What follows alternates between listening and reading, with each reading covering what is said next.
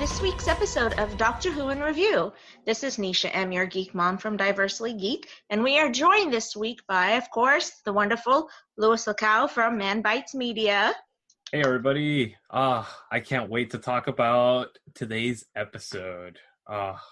Yeah, our topic today is definitely controversial, and we will also be joined by Joe at Life Into the West.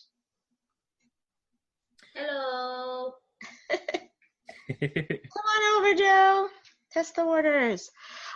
So today's topic, my goodness. I mean, you and I have had controversial. I wouldn't say it's controversial, and anybody that says it's controversial, they got to get a life. Come on. They got to get a life. I agree with you.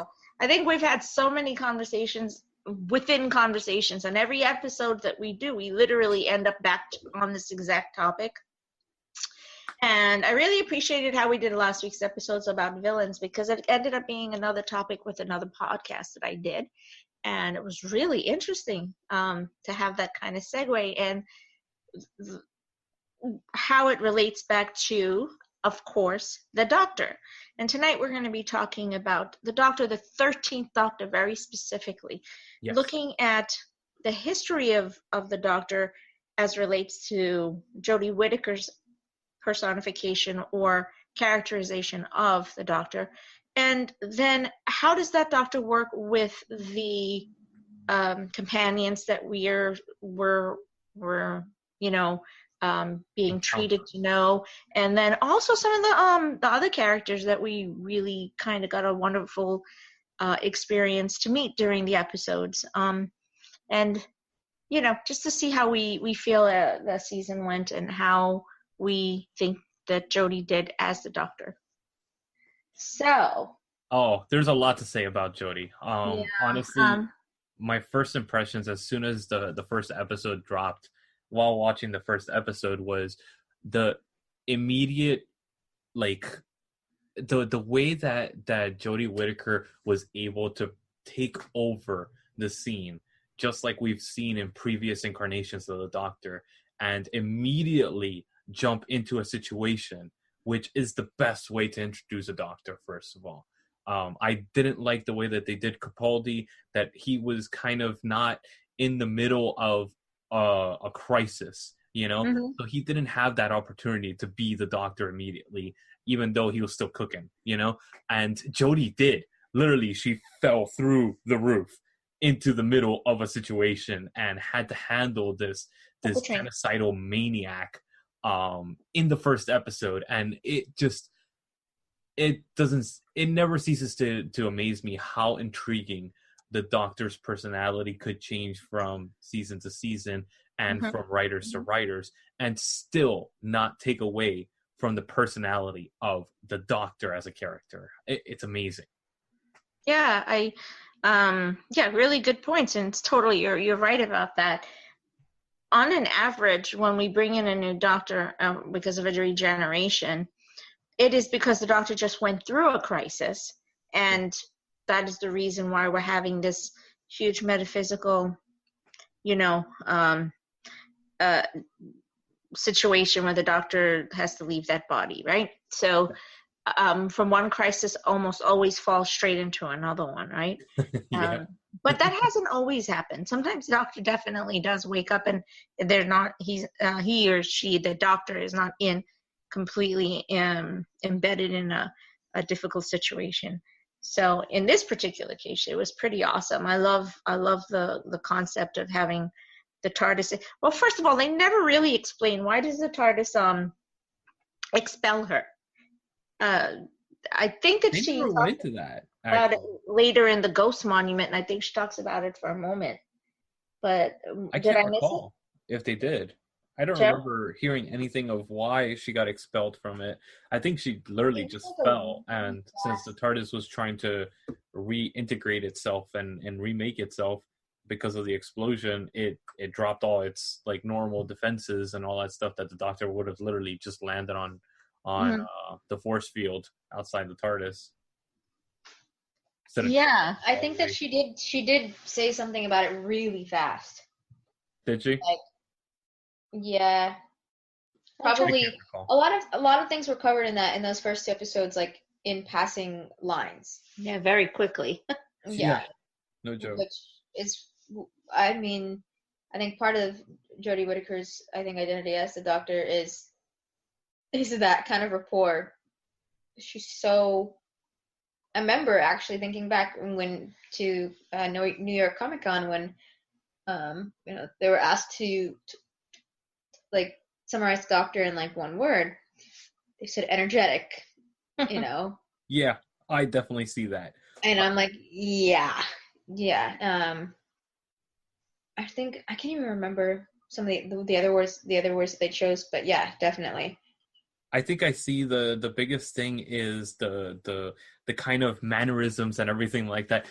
If anybody has seen me on the YouTube channel, they know that I talk with my hands a lot, substantially. So when Jodie started talking with her hand, I was like, yeah, it's somebody else that does it. Well, I do it a ton. That is a fact. And people on the podcast can't see it, but my hands almost never stay still.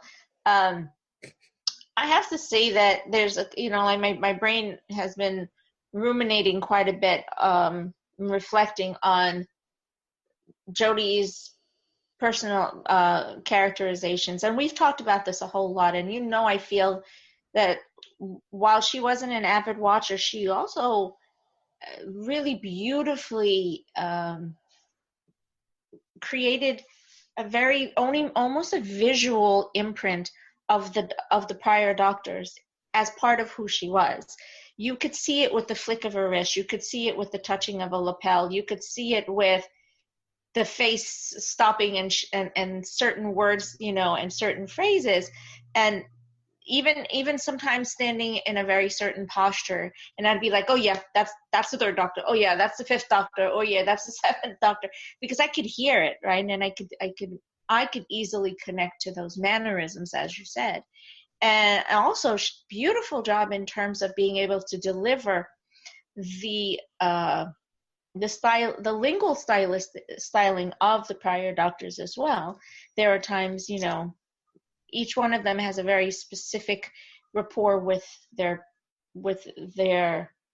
environment.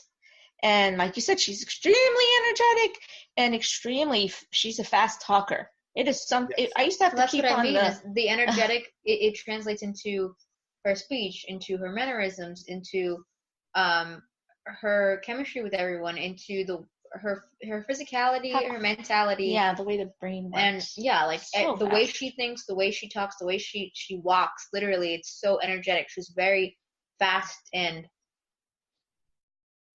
energetically fast, but it's not like energetic bubbly. It's more like energetic, just get it done. Like what I always would imagine the Doctor would be when you have a brain that just has so much and processes so much and knows so much and you're thinking so much. Like she portrays, I think, a different part of the Doctor, like the Doctor's brain, I definitely agree. That we haven't seen. So like she is literally the exemplification of the way you think that the Doctor's brain works. She's physically manifesting that in her movement. The only thing that I have to disagree with you on is I didn't catch a lot of the mannerisms, and it was one of the things that I could really tell is that Jodie hasn't seen a lot of the previous Doctor Who episodes, and you could tell that she wasn't a true fan going in. But that's not necessarily a bad thing, especially with the season, the way that they wanted to portray the season, that they were kind of a soft reboot of the show. And I thought that it added a lot to the character by doing that. I think that her going in with fresh eyes and going in with not this fangirl aspect of the show, it adds a lot to the texture and adds a lot to the persona of the Doctor in this season. That's really interesting because remember, I've been watching for so long that I kind of have a very strong imprint in the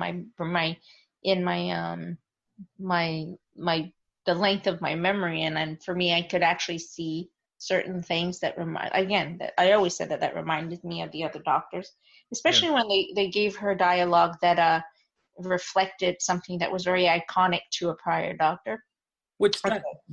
that's put in there for fan service and all that, Yeah. and the writers put it in intentionally. But I'm talking about actually like Jodie Whittaker's actual physical performance and the way that she portrays the Doctor. I didn't see a lot of linkage with it, but there is moments where you could tell that she's trying to play this Doctor because they told her, "Oh, you should do this. This will kind of help you," and it adds to the character because in this whole cooking time, you could see that. But how do we know that though? Like, Yeah, how would we exactly. know when they're telling her to do No, what? I think it's just her doing what she has to do. That's completely up to interpretation. Yeah. Like, I mean, because everyone's always directed, but anyone that ever plays the Doctor is always given free reign to do. Yeah, exactly. Like to do them. And I don't know. It's always just in one episode you see her acting one way, and then the same type of scenario presents itself in another episode, and her mannerisms change. And Yeah, you could absolutely. tell. No, But that's what I'm saying. That's where you could kind of tell that it was like, all right, the director told her do this way for this one episode, and she I kind of just stuck think with that. what she's doing is she's reflecting what would happen with the Doctor at any time you have a first season post regeneration. Matt Smith did literally the exact same thing, jumping around for an entire season and literally bobbling around because his and with these quick quips because you could see his brain tripping over itself as he was trying to bring memory to future to now and to try and juxtapose that. And so I feel that we have the same type of relevance. And if, for instance, when Capaldi came through and we were looking at his first episode with the dinosaur, and you're watching him trying to come to grips with this face that he remembers and this body and understanding it, he's also going very cryptically, very, very, very fast track trying to be able to latch on to memories that made sense to him. And so his mannerisms changed so drastically from his first season, first 5 to 6 episodes of the first season towards the end, and then even more drastically into the next episode. So for me, I feel that that Jodie is doing what a Doctor would do when the Doctor is regenerating into a brand completely spanking new body, not just a new body, but a new gender where things, the way that the Doctor is perceived or seen or even feels has to have changed. So I'm kind of like saying, I don't know, I just feel like she did a really beautiful job. Oh no, she did. I'm not taking anything away from her by doing that. I'm saying that there was kind of little bumps along the road, which every Doctor, like you said, has happened to go through. But I'm just presenting the facts that it was a bumpy ride at the beginning and it wasn't all clean slated. But that's a good thing, not necessarily a bad thing. And like you said, that's a good point to bring in and kind of lead into the next point. How we portrayed this Doctor. How do you think that they portrayed this Doctor being the first female Doctor? What were your first thoughts when you saw her on screen immediately in that first episode? So, I mean, the beauty of having her, the woman who fell to Earth. I guarantee you, like, amazing. At least 85% of the population of female Doctor Who fans watched that episode and weren't like, oh, it's just a female Doctor. They're like, oh, it's the Doctor. Exactly. So it's not like watching Doctor Who in the past, you would look at Doctor Who every time the new Doctor and be like, oh, like, you look at it as the person, as the actor, taking over the role. I mean, it's still obviously a momentous thing. It's just more of like, it's not like I'm aware of, oh, this is how they're doing it with a female as a Doctor, because that's not something that you should be hyper aware of. And it's the way the writing and directing was done in a way so that, like, that it's just the Doctor. It just is. And personally, I actually think that Jodie did just as great a job as the past Doctors with adapting to the last actor's mannerisms. Not as the Doctor, but it's as the actor. And you can see a lot of Capaldi in her movement and her growing into herself as the Doctor normally grows into themselves with their own mannerisms throughout the season. Very much. And that Capaldi in a lot of like their own language. They always start. The Doctor always develops like new lingo, new mannerisms, it's a new persona, and that beginning is always a a gray area where it's going to be a blend. And no, but Jodie Whittaker did do a phenomenal job with it, and I agree with you 100%. The first episode, I was worried about how they were going to handle it and everything, and let me tell you, I didn't even think twice about the fact that it was a female playing the Doctor. It was just the Doctor. That first episode and this whole season, honestly, there is no like, oh, it's a female Doctor. No, it was the Doctor, like you said. And I think we kind of changed that language in this show, the show that we do, because there is no portrayal of a female Doctor. It is just the Doctor. The Doctor. And I agree with you 100%. I agree that there's, at least for me, I had no issues with it either at all whatsoever. It was the Doctor. It was hook, line, and sinker within the first 5 minutes of the first episode. Absolutely. I think that the remember that there was a ton of like Capaldi got a ton of backlash, and then also they lost a ton of viewership, and it wasn't just because Moffat and the writing and where it was going. It was because he was old. Yep. And he was older. A lot of and I won't even chalk it up to like a newer audience. It's just a lot of the audience was used to this young, fresh face. It was the teeny bopper audience, and that was the problem. It was we're just having these people that were attracted to the Doctor rather than enjoying it for the content, and that's where it was a shock when they changed it from a teeny bopper idol to somebody that actually wanted to play the Doctor the way that the Doctor was before. You can't say that about David Tennant. He was obviously a fan. But the other thing is that you have to remember, like, the whole like fandom having an issue with the female Doctor being a thing was not like new just with Jodie Whittaker, because there were so many people who hated and still hate on Clara for basically becoming like, oh, the Doctor, but she's Clara. And the thing is, in my opinion, you can't hate the character for that. That's that's an issue with the writing. And two, at the end of the day, I've listened to everyone's complaints about Clara and becoming the Doctor, and it's like, okay, so then what's your issue? Yep. Like, she's a woman, but like the Doctor has always had companions that match this is them. Not the first time. Like, if you go into her writing and how the character, development or character, like traits are inconsistent, because that's the writing. But not only that, it's an inconsistent character because it's building of a character, and characters, people aren't just one, they go down one line. No, they change and they evolve as they move along.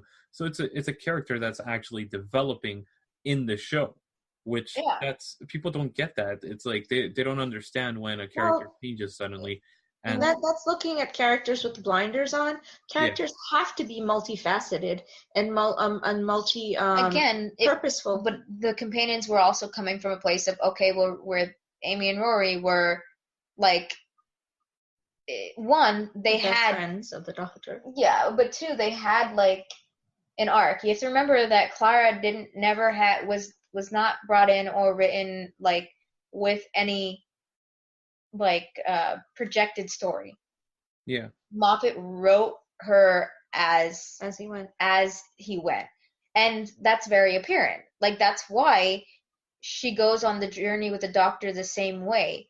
And if you go back and watch everything that she goes through with the Doctor, oh my God, she will know more about the Doctor than the Doctor. Okay, so let's explain. Sorry, that I know we're going all the way. I know to we're Clara. talking about it, but it's really relevant even with 13, because I want to see how this even ends up coming around.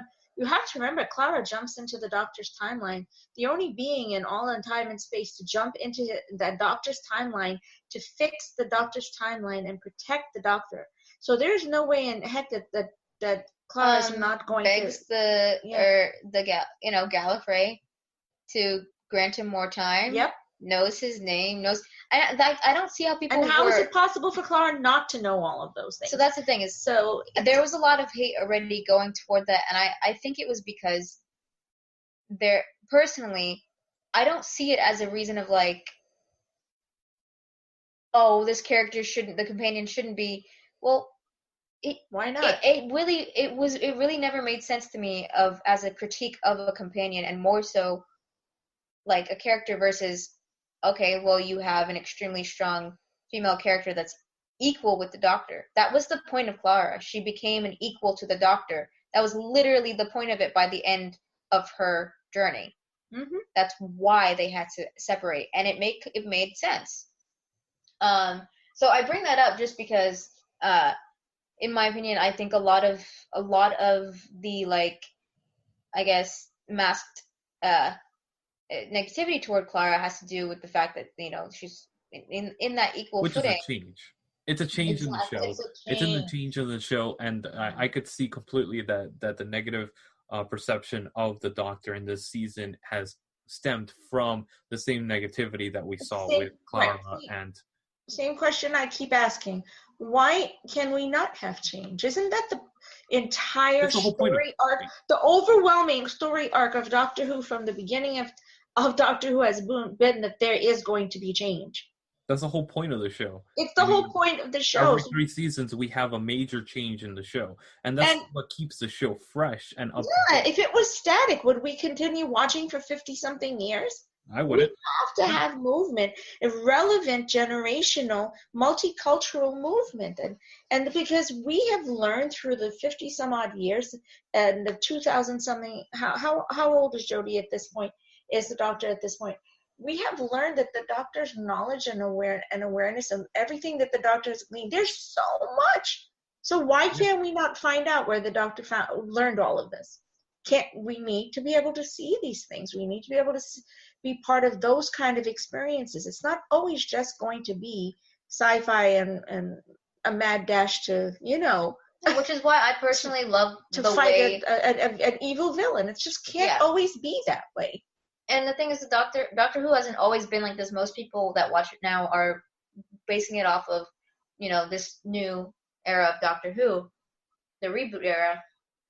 And, I mean, the whole point of Chibnall taking over this show was that it was going to be different. It was a different format.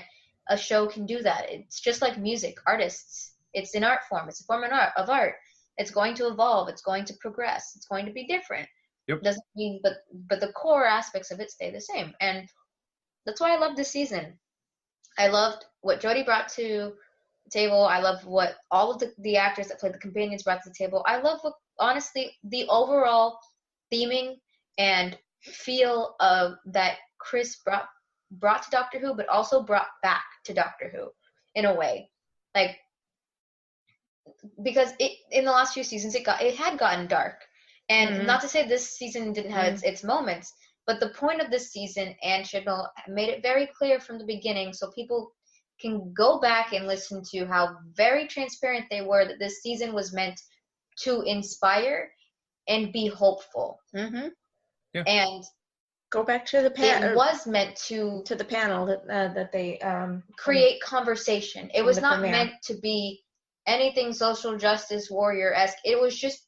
It's creating conversation, and it's addressing society. Well, let's be clear about it. It's also, even if it was a social justice warrior, quote unquote, season, I'm okay with that. That's fine, because guess what? We've had major social changes and major social issues brought up in Doctor Who before, and people are having a panic attack because they're putting up issues that need to be brought up nowadays. And I think that's ridiculous and closed-minded as hell.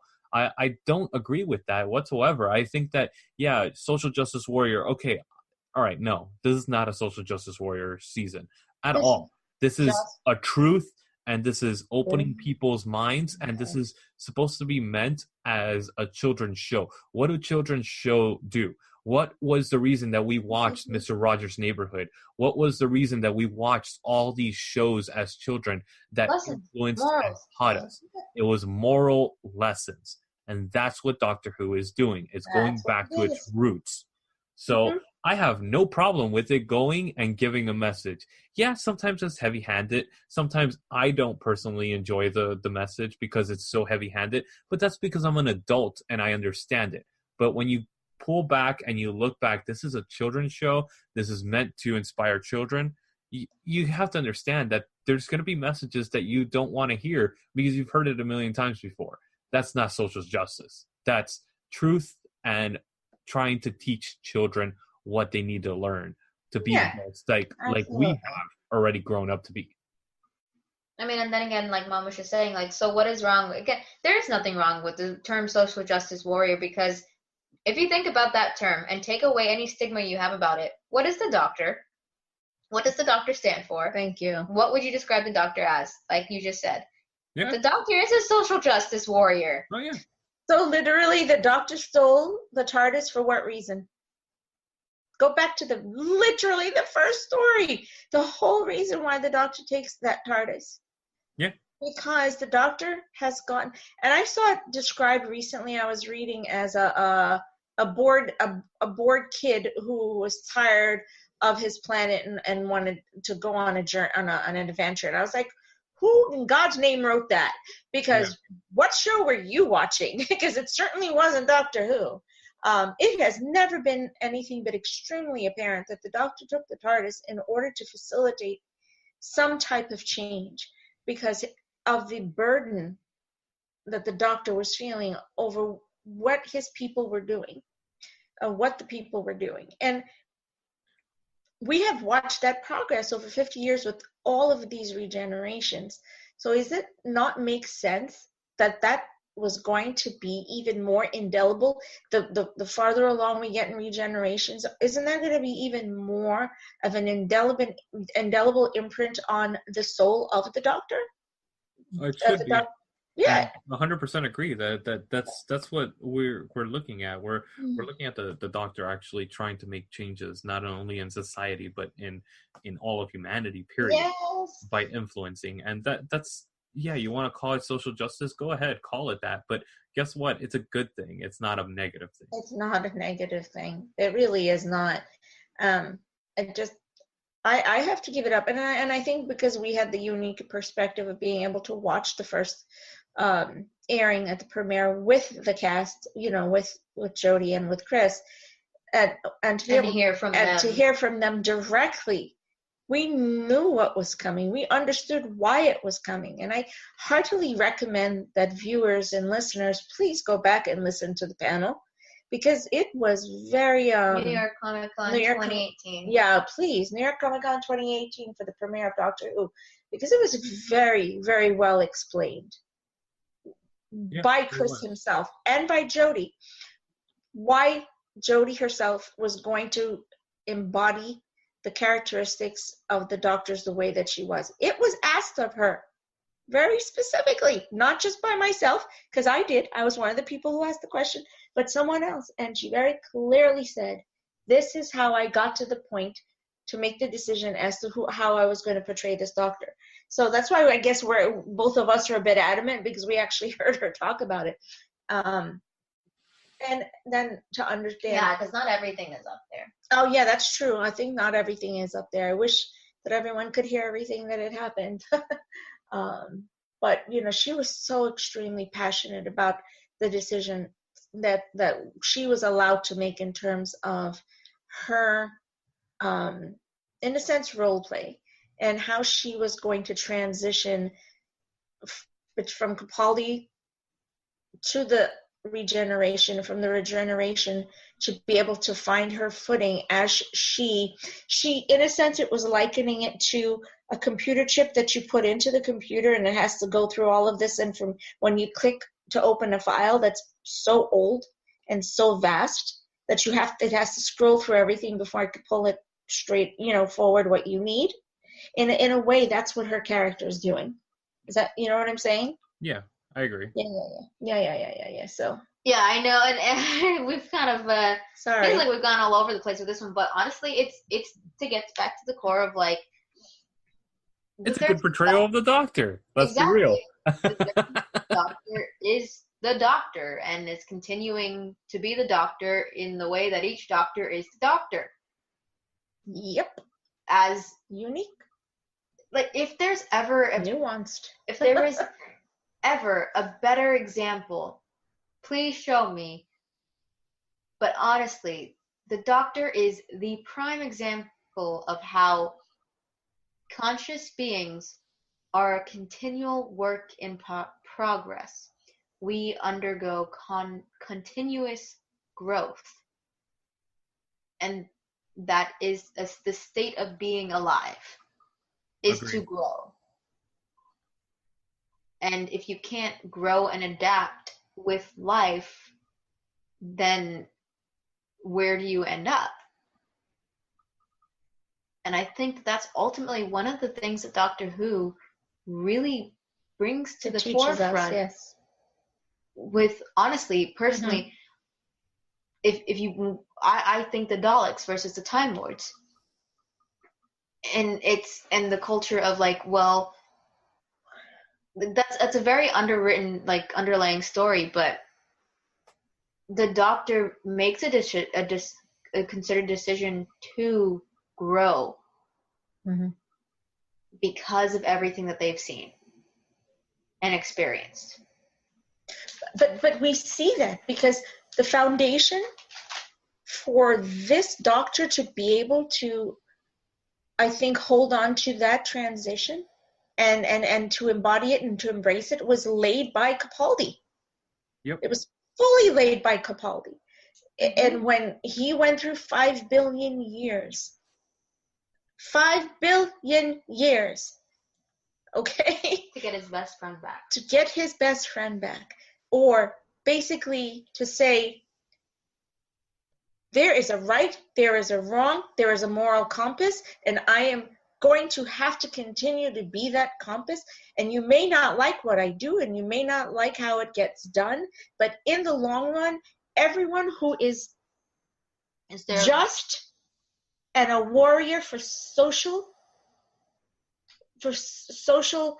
equality and for integrity, they will put down their arms and they will follow me. And you saw that embodied when the Gallifreyan soldiers who were ordered to open fire on the Doctor did not do it.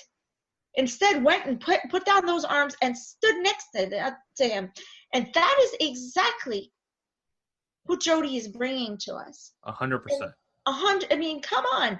If that line doesn't tell you that the Doctor is about social awareness, about justice, equality, and about being a warrior for all of those things, then I don't know what show you've been watching. And if that isn't a better example of what it means to be human in humanity, then Yep, I agree. I think that it's a great portrayal of the Doctor, this incarnation that we've gotten so far, and I just think that there's no other way to do it. I really don't. I think that her portrayal was fantastic. Yeah. I do fully, and I think we talked about this again also, I fully expect that there's going to be a change with the next season. And I mean all the way around, because we certainly did get thrust into this huge ambiance of not just change, right? I kind of felt like it was like fragments of experiences. Experience. Kind of like I said, like the facets on a crystal, like all over the place. I do feel at some point the Doctor's going to just kind of fall into some type of continuity and a flow that people will be able to identify as this Doctor. Yeah, and like always, it takes time, like everything else. But honestly, overall, what were your closing thoughts on the Doctor? Well, those were mine. Well, I made them too. I think I'm done. I think we're good. I think just honestly to wrap up for me, I I think the best things that I've seen out of Jodie in this season is the fact that she is kind of she doesn't allow things to get to her the way that previous doctors have. She is very matter of fact and very straightforward to things, and she knows what she needs, yet she's not perfect, and she's aware of that. And she's understanding, I think, for one of the first times that I've seen, and correct me if I'm wrong, but one of the first times that I've actually seen her correct course in the middle of episodes and say, oh, I was completely wrong, and she's admitting that she was completely wrong. I love that aspect of it. It's giving the Doctor more of a humanistic trait, and I like that a lot. Well, it's telling us as humanity that we will make mistakes, and we need to be able to step back, reflect, revise, and then admit those mistakes, and then reconstruct what we're doing. And I think that this season for me has been a very beautiful example of how we will see those mistakes being made, errors being made, but then at the same time finding our footing again. And I that's what I feel like we're getting with this Doctor, as someone who we can extremely connect with. I agree. Last thoughts, Joe, or are we good? Yeah, I mean, the Doctor's ever evolving, and as is humanity, as is the world. And I think, for the most part, the writers and creators and directors of the time want Doctor Who to reflect. Doctor Who to reflect. Exactly, current events, and have the Doctor be a representation of hope. And if you think about, at least with the last two Doctors, put them in real life right now, and it would make complete sense. They are exactly who the Doctor needs to be.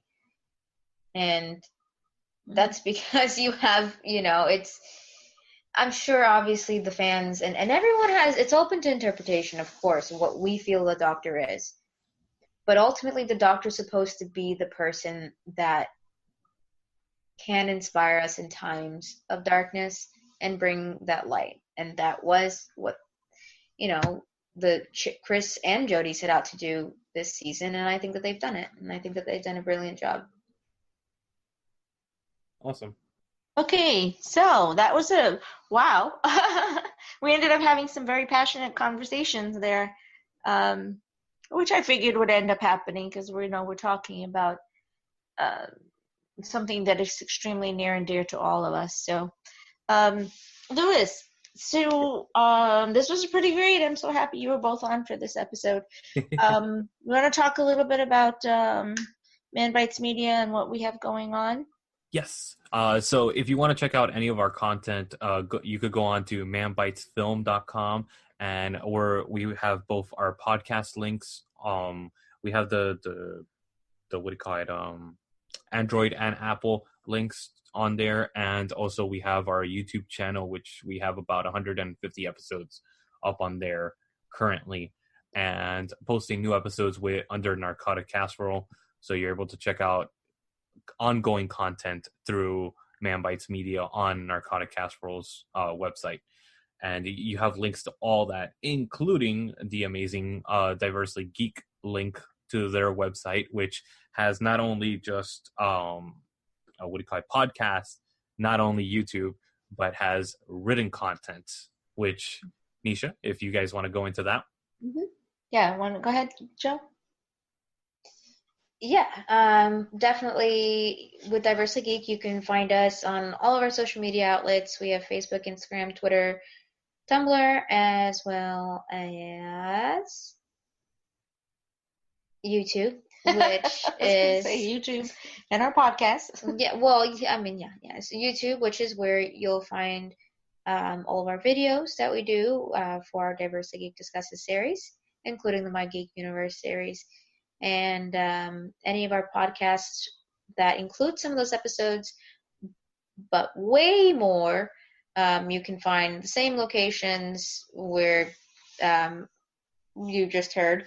Basically, you can go onto Spotify, anywhere you would listen for a podcast or find your music, just search it there and you'll find it under Diversity Geek Discusses in particular. And what's new and upcoming and foreboding, not in the bad way, for Diversity Geek Discusses, we have quite a few new shows for the year coming out that will be a sort of a year in review in format. We'll have Avatar: The Last Airbender, a year in review, hosted by me.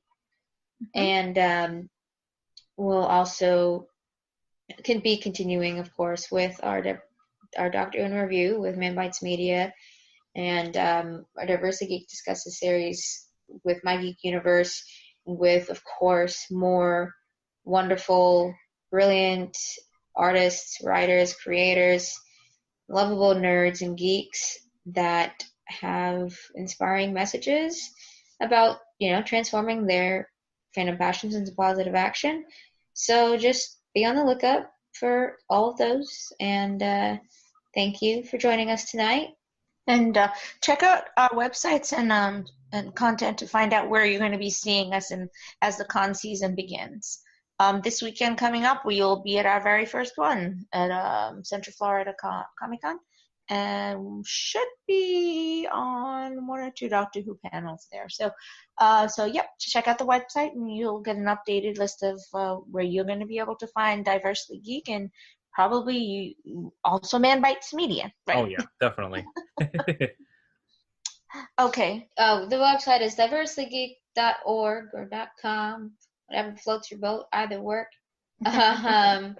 And of course, thank you for joining us, and you can look forward to much more from us, both Man Bites Media and Diversity Geek.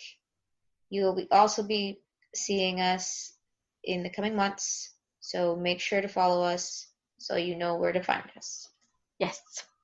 Awesome. Okay, have a great week, everyone. Have a great week.